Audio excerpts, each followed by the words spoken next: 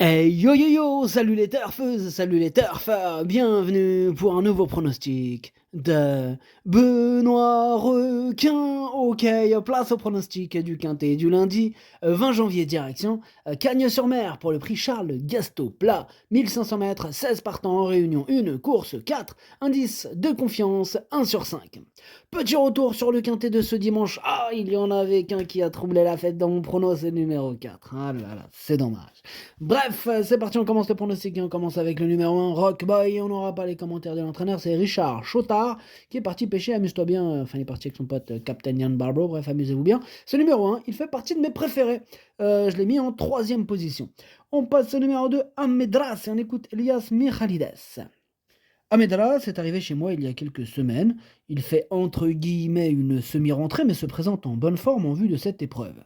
Il affectionne particulièrement l'hippodrome de Cagnes-sur-Mer, où il a d'ailleurs remporté 2 quintets. Il a tout pour lui et je pense qu'il a son mot à dire. Et je pense aussi qu'il a son mot à dire. Lui aussi fait partie de mes préférés. Je l'ai mis 4e. On enchaîne avec le numéro 3, Calas, et on écoute Joachim Brandt.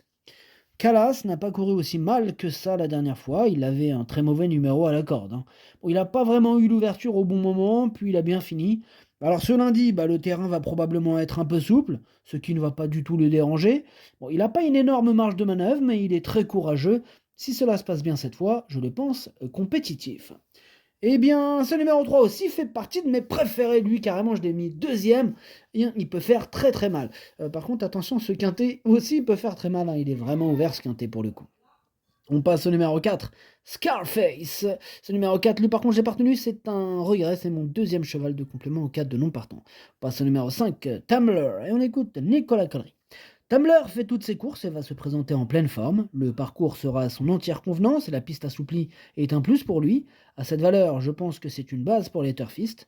Tôt ou tard, il va remporter un quintet de ce genre. Cependant, lundi, il faudra que cela se déroule bien car il n'a pas été chanceux devant s'élancer avec le 15 dans les stalles de départ.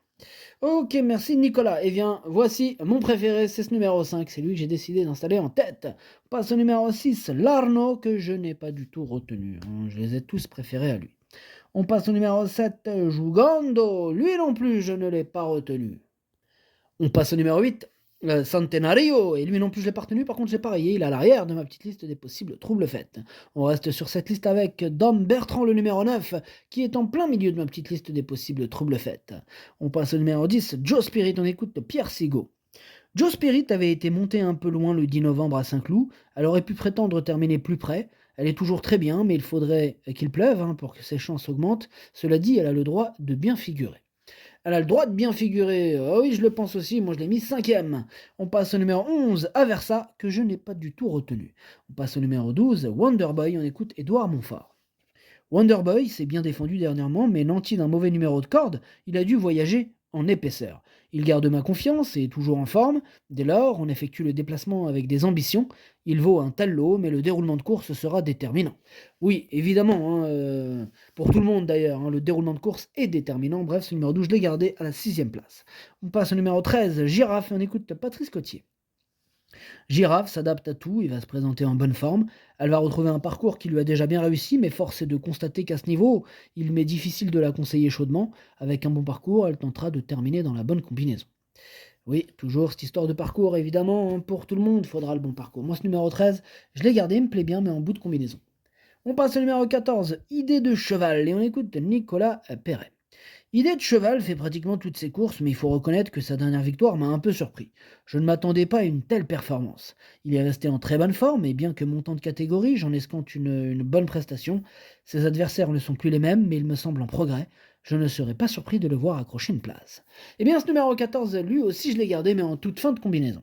On passe au numéro 15, Manarola, que je n'ai pas retenu, mais c'est lui le chef et le capitaine de ma petite liste des possibles casseurs de tickets repérés, attention. Et on termine avec le numéro 16, Ivory Spring, que je n'ai pas retenu. Alors lui, c'est carrément mon gros regret. C'est lui, mon cheval de complément 4 de partant. Attention, possible cassage en vue.